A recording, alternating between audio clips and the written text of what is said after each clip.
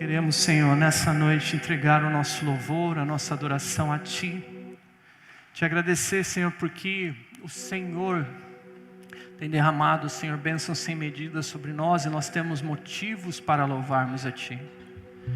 Senhor, também te agradecer porque o Senhor fala conosco, o Senhor não deixa de ministrar aos nossos corações. E o que nós mais precisamos nessa noite aqui neste lugar é ouvirmos a Tua doce voz, ó Pai.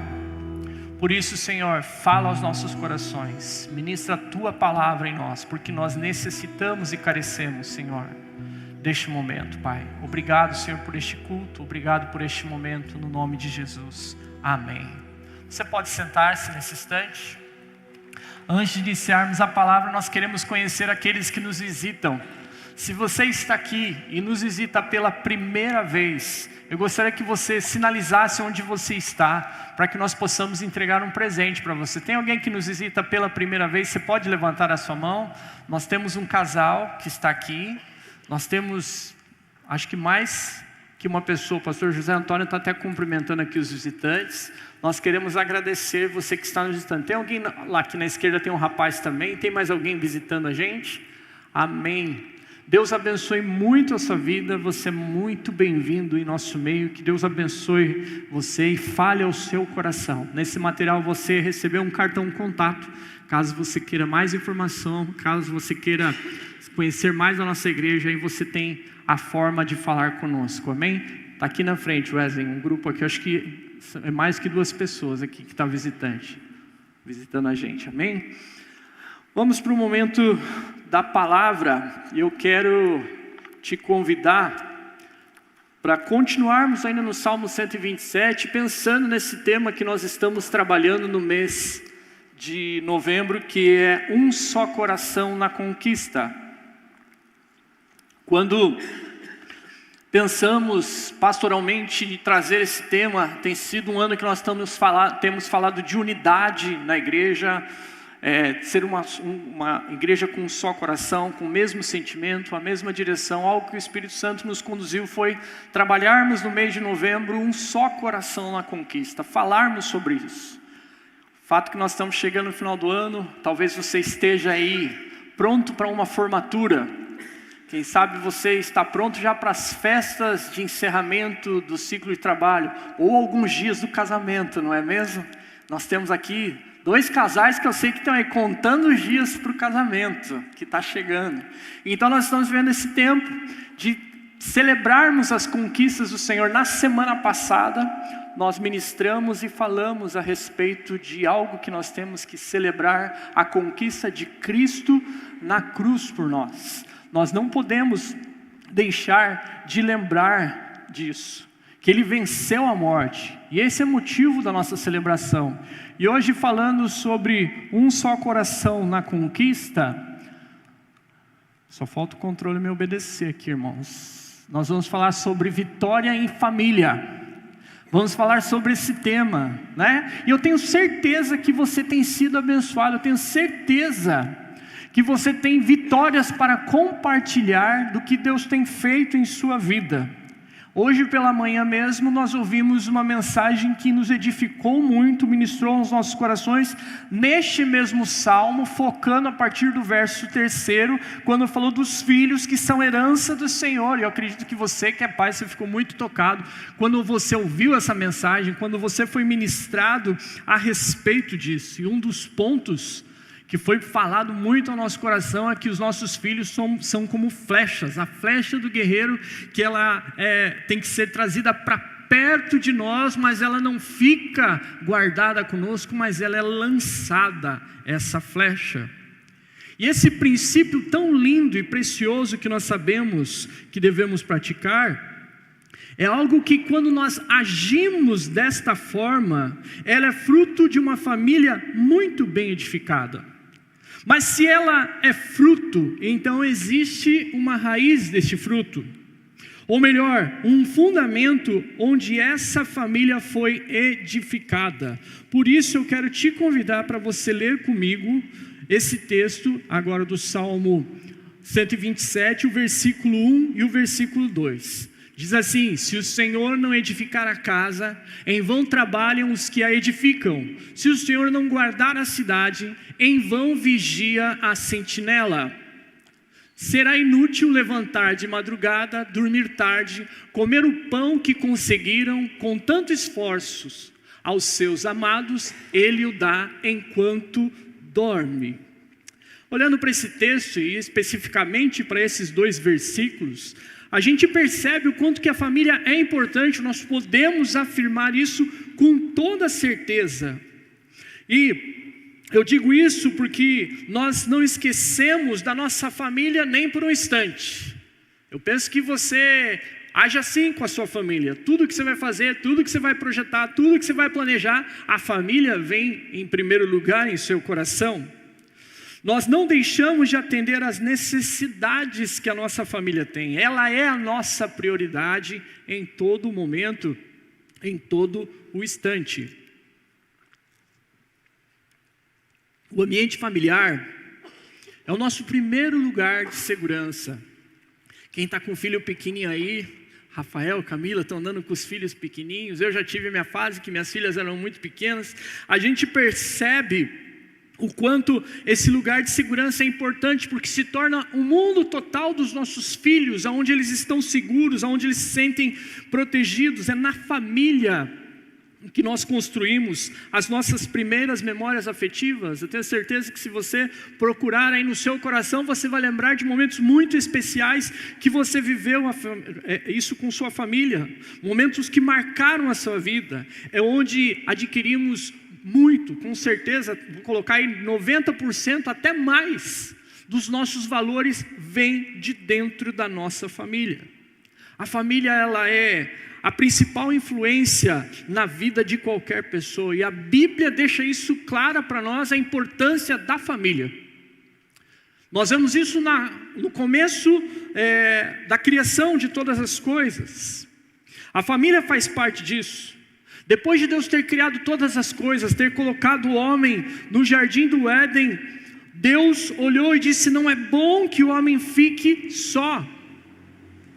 E Deus, sabendo de todas essas coisas, Ele sabia que não era bom, então Ele fez-lhe uma companheira, e deu um sono profundo a Adão, para que ele também não se envolvesse nisso, não desse pitaco, não falasse coisa errada, e só deixou ele acordar quando ela estava pronta. E não sei se você já reparou no texto, que quando ele acorda, ele não percebe ela, porque é Deus quem pega ele, traz ele até perto de Eva, para mostrar: está aqui a sua esposa, está aqui a sua família. É assim que você vai construir a sua família.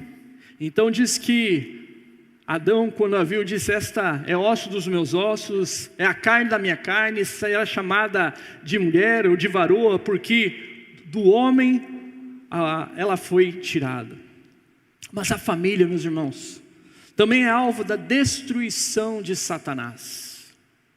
Nós sabemos disso e nós não brincamos com isso, nós levamos muito a sério essa questão.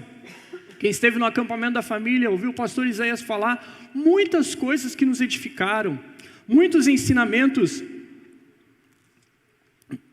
importantes, muitos ensinamentos que nós revisamos, muitos ensinamentos que talvez você não sabia ou não lembrava o quanto era importante, mas quero destacar uma coisa que ele falou, que ficou tocando o meu coração e trazendo uma lembrança para nós. É que Satanás, se ele puder destruir a nossa família, ele fará isso. E por que ele fará isso? Porque ele não pode ter uma família.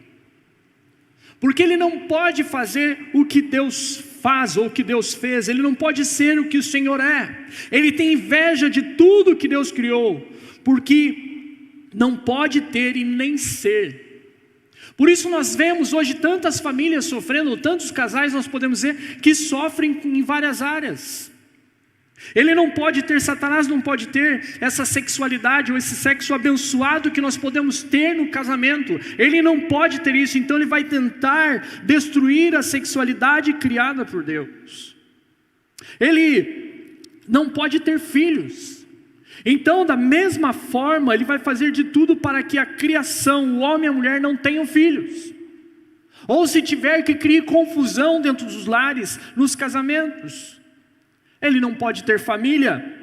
Então ele vai lutar para destruir o conceito de família criado por Deus. E quando nós olhamos para esses versos do Salmo 27, e nós passamos a praticá-lo, é preparar uma boa fundamentação familiar para nossas vidas. Nós precisamos ter isso muito claro. Este salmo nos ensina algo muito especial. Esses 2 versículos falam de um princípio espiritual que, compreendido, transforma uma família. Perceba que esse texto que nós lemos, no verso 1, ele usa 2 vezes a mesma palavra.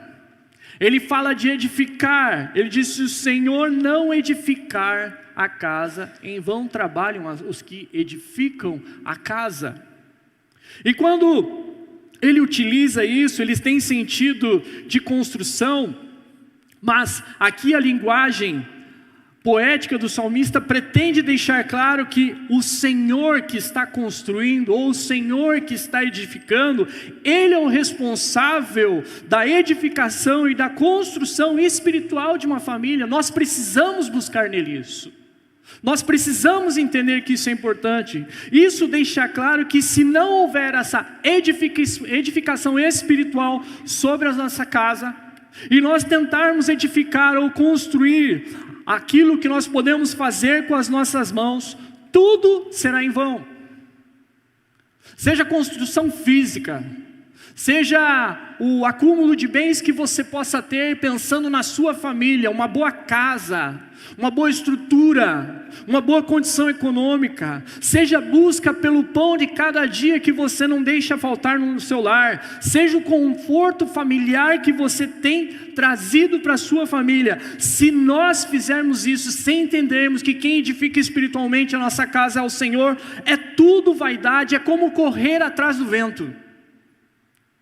Nós vemos que Salomão falou isso em Eclesiastes 1,14, ele sabia a respeito disso, e não por coincidência o Salmo 127 é o salmo escrito também por Salomão, que fala a respeito disso. Nós não temos como edificar a nossa família, nós não temos como fazer nada pela nossa família, se antes de tudo, o Senhor não é aquele que nos edifica espiritualmente e conduz o nosso lar. Há uma outra questão aqui que nós não podemos passar despercebido, que é a mesma situação ainda nesse parágrafo, quando fala de guardar. Diz assim, que se o Senhor não guardar, em vão vigia a sentinela.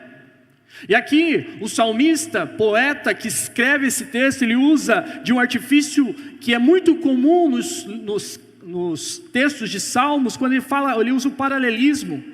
O autor utiliza esse recurso com o objetivo de dizer coisas que não são ditas diretamente ao leitor ou ao ouvinte, mas ele quer que você preste atenção, que você perceba que tem algo importante aqui nesse texto. E é possível que a melhor forma de entendermos o que ele quer dizer, quando se o Senhor não guardar, em vão vigia a sentinela, a melhor tradução seria: se o Senhor não guardar, em vão vigia a guarda. Ou seja, não adianta você da mesma forma tentar construir, da mesma forma tentar cuidar da sua casa, se não é o Senhor que guarda, se não é o Senhor que conduz o seu lar. Nós não controlamos nada, nós não temos como segurar nada em nossas mãos, ou podemos acrescentar 1 segundo a mais nas nossas vidas. Podemos negociar e falar com Deus: olha, é até as 7h58 que está definido para viver, mas eu quero escolher viver até as 7 e sei lá, ou até as 8h30 da noite. Não, tudo está na mão de Deus, tudo está no controle do Senhor. Temos como evitar tempestades que mexem com a nossa saúde ou com nossas finanças? Nós sabemos a resposta para isso. Então, se o Senhor não é o guarda, tudo se torna vão. E aqui nós entramos na última expressão, nestes 2 versos, que precisamos prestar muito atenção, que é em vão. Para entender este princípio, não podemos deixar de observar a ênfase nesta expressão. Ela se repete no verso 1 2 vezes, em vão e em vão. E no verso 2 que nós lemos, nós encontramos a palavra inútil, que aqui é sinônimo para essa mesma expressão. E isso leva à compreensão que edificar a casa, guardar a cidade, trabalhar com empenho, tornam-se vãs e inúteis, sem que o Senhor esteja no controle de tudo. Se Ele não for o Senhor, literalmente, de toda a nossa vida, não faz sentido. Sem que Ele seja o edificador, o guarda principal da família. E quando uma família entende e vive assim, algumas características são reveladas no seu modo de viver. E a primeira característica que nós percebemos numa família que compreende isso que eu acabei de explicar aqui, ela sabe quem supre as suas necessidades. Ela sabe de onde vêm os seus recursos. Ela sabe como pode confiar. Uma pergunta que eu faço para você pensar: o que é indispensável em sua família? Se entendermos claramente o significado que é o Senhor quem edifica a nossa família espiritual, nós saberemos o que realmente é indispensável para sermos uma família vitoriosa. E a primeira questão que eu levanto aqui para você, daquelas coisas que são indispensáveis, daquilo que se percebe numa família que tem Deus como Senhor de todas as coisas, como construtor, como guarda, como aquele que está no controle de todas as coisas, é que essa família investe tempo em oração. Um ora pelo outro, um protege o outro, um cuida do outro na oração. Por isso eu afirmo para você: seja o intercessor do seu lar. Seja a pessoa que clama pela sua família. Coloque todas as decisões, das mais importantes até as mais simples, em oração. Quando eu era garoto, a minha avó faleceu. E a minha avó era uma mulher de muita oração. Era uma mulher que, se você chegasse na casa dela de manhã, ela estaria provavelmente orando e clamando a Deus por toda a sua família. Ela tinha uma família muito grande, ela tinha 8 filhos, 4 homens, 4 mulheres, 4 genros, 4 noras, tinha mais de 40 netos. Ela tinha motivo para orar. E se eu chegasse na casa dela de manhã, ela estaria orando. Chegasse na parte da tarde, ela estaria orando. Se chegasse à noite, ela estaria orando. Eu sempre encontrava a minha avó no mesmo lugar, ajoelhada ao lado da sua cama, clamando pelos seus filhos, clamando pela sua família. Muitas vezes eu lembro de tios, primos chegarem, sentarem com ela, abrirem o coração, compartilharem, ela não falar nada, mas depois de ouvir tudo que eles tinham para falar, ela dobrava os seus joelhos e clamava pela vida de toda a sua família. Uma mulher de oração, uma mulher que buscava a presença de Deus o tempo todo. Eu lembro que quando minha avó faleceu, aquela cama ficou ali, e eu pedi para minha mãe, falei: mãe, eu quero essa cama. Era uma cama de embuia, bonita, de encaixe.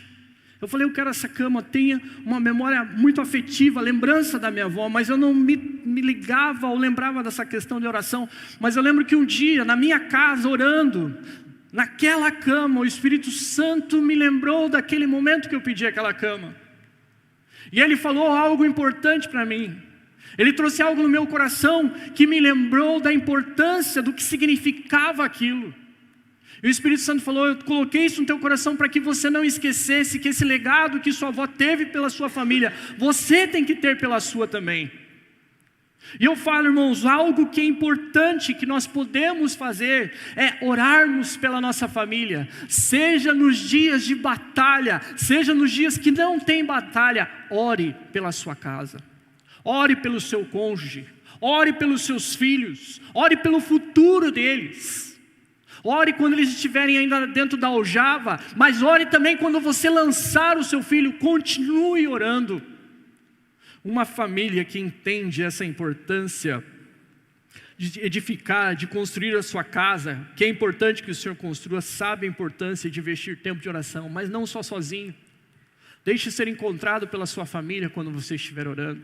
Chame eles para orarem juntos, para ter tempo de oração junto com a sua família. Invista tempo também na meditação da palavra. Não só na meditação, você sozinho com Deus, mas em momentos com o seu cônjuge ou com os seus filhos. Eu creio que Deus tem falado muita coisa ao seu coração. Compartilhe com eles o que Deus tem falado com você. Nós não conversamos de tantas coisas. Nós não falamos de tantos assuntos aleatórios. Às vezes falamos de séries, alguns falam de novelas, outros falam a respeito de esportes, políticas, notícias do cotidiano. Vamos chamar a nossa família para conversarmos das coisas espirituais e do que a palavra de Deus tem falado aos nossos corações. Faça propósito de jejum e oração em família. Não espere que essas campanhas aconteçam somente quando for à igreja, mas junte sua família e fale: vamos orar para 2025 que está chegando. Vamos nos colocar em oração, clamando pela nossa família. Quais são os propósitos? Senhor, fala conosco, nós queremos ouvir, nós queremos entender. E famílias que fazem isso e que vivem dessa forma, elas sabem quem supre as suas necessidades, porque o Senhor responderá, direcionará e dirá quais são as necessidades de fato desta família. Uma família sólida, uma família que confia que Deus está edificando espiritualmente a sua história, depende totalmente do Senhor. Ela não tem dúvida disso. Ela sabe que seus planos e esforços precisam estar alinhados com a vontade de Deus.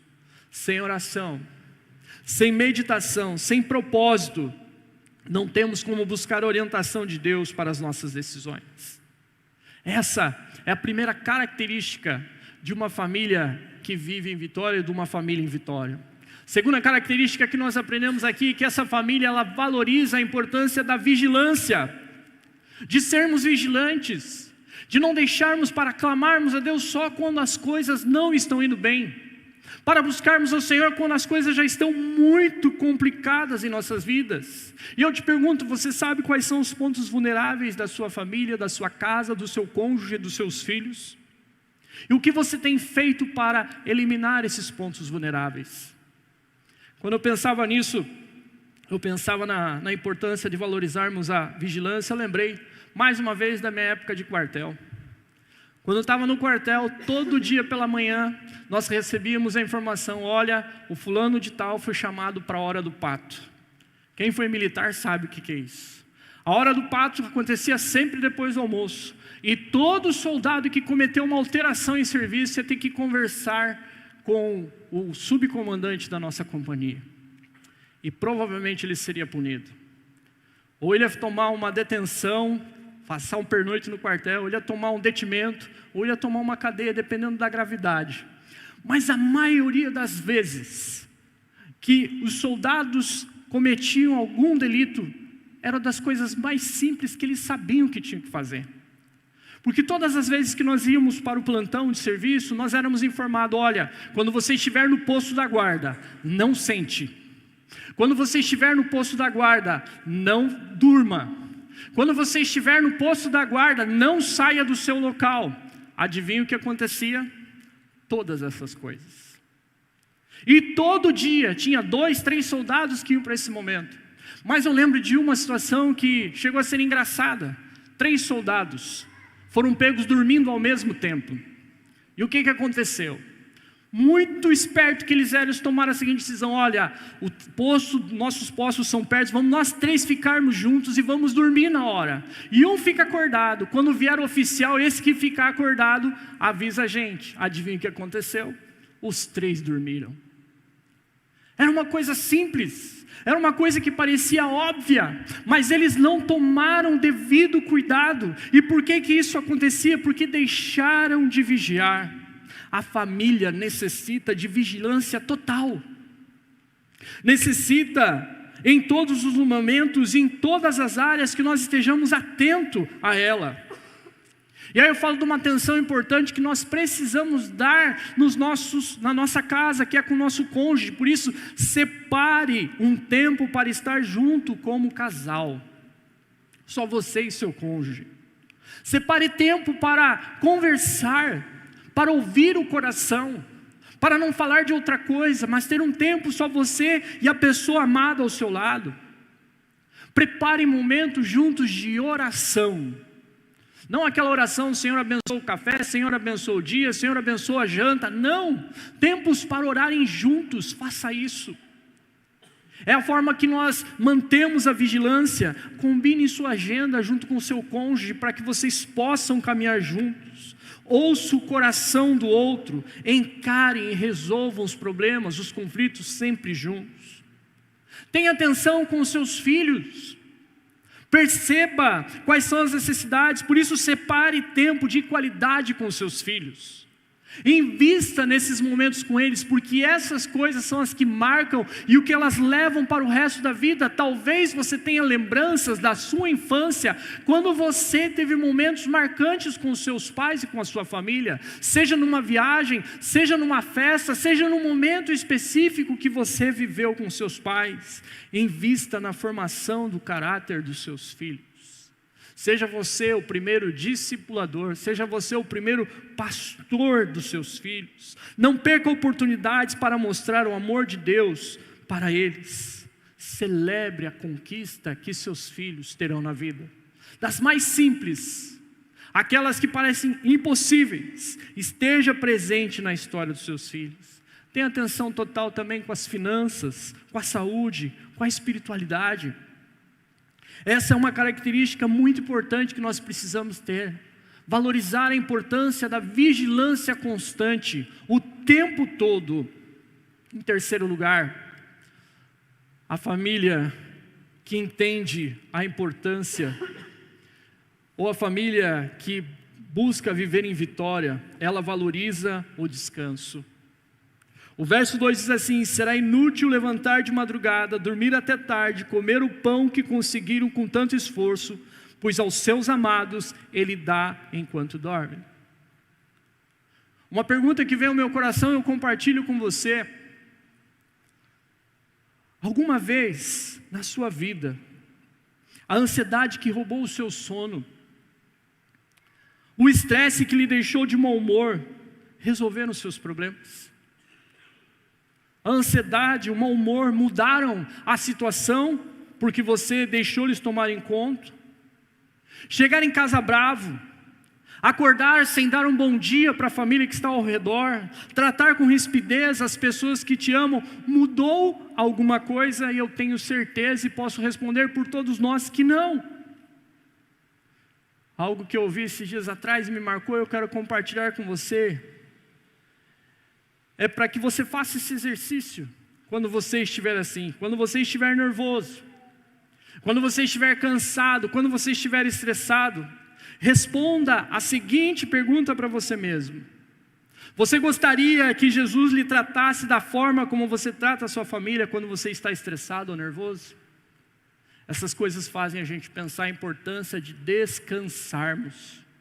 Descansarmos o Senhor, tirarmos tempo de descanso para nós. Descansar em Deus é desfrutar de um privilégio maravilhoso. É saber que independente das circunstâncias que nos cercam, independente das nuvens escuras que aparecem, dos trovões que se levantam, do vento que agita, nós continuamos no mesmo lugar, debaixo da mão poderosa do Senhor, confiando que Ele está no controle de todas as coisas. E quando fazemos isso, quando experimentamos dessa dádiva de descansar, de confiar no Senhor, nós temos uma família equilibrada. Porque se você descansa no Senhor, o seu cônjuge e seus filhos têm segurança e sentem paz. Por isso é importante descansarmos, mas não descansar em Deus é aceitar a loucura desse mundo. Não descansar em Deus é viver o que o mundo tem falado e ditado para nós, que tudo é para ontem, que nós não temos tempo para mais ninguém. É trabalhar, é não parar de trabalhar o tempo todo, estar sempre online, pronto para atender todo mundo. E quando nós fazemos isso, quando nós tomamos essa atitude, irmãos, quando nós estamos dizendo sim para esse mundo agitado e maluco que nos cerca, que diz que nós não podemos parar, nós estamos dizendo não para a nossa família. Nós não estamos dando tempo para esse descanso, esse cuidado que precisamos ter. O antídoto, o remédio, a receita para praticarmos o descanso na família é intencionalmente, meu irmão, preparar momentos para estar junto em família. só para descansar, só para não fazer nada, junto com a sua família. Por isso, cancele a sua agenda. Faça isso intencionalmente. Invista em momentos de descontração e lazer com a sua família. Busque o descanso físico e também busque o descanso espiritual. Essas são características importantes para uma família que vive em vitória. Porque essa família sabe que é o Senhor que supre as suas necessidades. Ela valoriza a importância da vigilância e ela confia e descansa no Senhor. Estava terminando esse sermão e pensando a respeito disso e lembrei que nós temos vivido um tempo de grandes desafios para vivermos em família. Não é de hoje, mas esses últimos tempos tem sido muito desafiador para as famílias. Há muita pressão e algum dado que eu fui buscar e é muito alarmante, me chamou a atenção. É a questão das separações que têm acontecido. E as informações que aconteceram no Brasil em 2021, e era um ano de pandemia, foi que aconteceram mais de 386 mil separações. Número alto, alarmante. Mas quando vamos para os dados, os números de 2022, nós vemos que chegou a 420 mil separações. E a gente já fica assustado, e esse dado, eu lendo a informação que vinha, trazia que era um recorde no número de separações que acontecia no Brasil. Mas uma outra notícia me chamou a atenção, diz que até junho de 2023... Porque agora tem uma forma de você chegar no cartório e simplesmente decidir, não quero mais viver junto com o fulano, com o ciclano. E vai lá e você faz a separação direto no cartório. Diz que até junho de 2023, esse tipo de processo tinha atingido 1 milhão de separações. E uma informação que vinha e chamava a atenção é que, quais eram os motivos disso terem acontecido? Repare que os dados são de 2021, 2022 e 2023. Pós-pandemia, a informação era: a pandemia causou isso. A pandemia fez com que isso acontecesse, porque agora tinham que ficar dentro de casa, agora não podiam se separar, agora estavam juntos o tempo todo. Outro motivo, falaram, olha, também teve um outro motivo que levou as famílias a chegar nessa situação, foi a pressão financeira, o desemprego que surgiu, as divisões de tarefa, o crescimento profissional. Pasmem, as redes sociais causaram separações. Mas o motivo real, meus irmãos, que eu entendo que tem feito que muitas famílias acabem chegando nesse ponto, é que Deus não tem sido o verdadeiro construtor e edificador da família. E nós precisamos resgatar isso. Nós precisamos colocar ou deixar que o Senhor tenha o controle de toda a nossa vida, de toda a nossa casa, que Ele seja o verdadeiro edificador do nosso lar, que nós possamos confiar e guardar a nossa casa, ou melhor, deixar que o Senhor seja o guarda da nossa casa, porque se Ele não for, tudo será inútil, tudo será em vão. A pergunta que eu trago para nós, para finalizarmos essa mensagem é: que caminho vamos escolher para a nossa família hoje? Que decisão nós vamos tomar para que nós possamos viver essa vitória em família? O caminho do Senhor que edifica e guarda, ou o caminho que temos o controle da nossa família? Eu queria que você fechasse os teus olhos nesse instante. Eu queria que você pudesse responder ao Senhor essa pergunta: que caminho vamos escolher para a nossa família hoje? O caminho que é o Senhor que tem o controle, ou o caminho que nós queremos continuar controlando todas as situações? Enquanto você conversa com Deus, enquanto você responde isso para o Senhor, nós vamos ouvir uma canção que será tocada, e uma canção que tem um significado muito profundo para esta comunidade. Uma canção composta para essa comunidade por um pastor que esteve aqui. O pastor Daniel escreveu uma música chamada Minha Família Será. E depois dessa canção, eu quero fazer um desafio para você aqui nessa noite.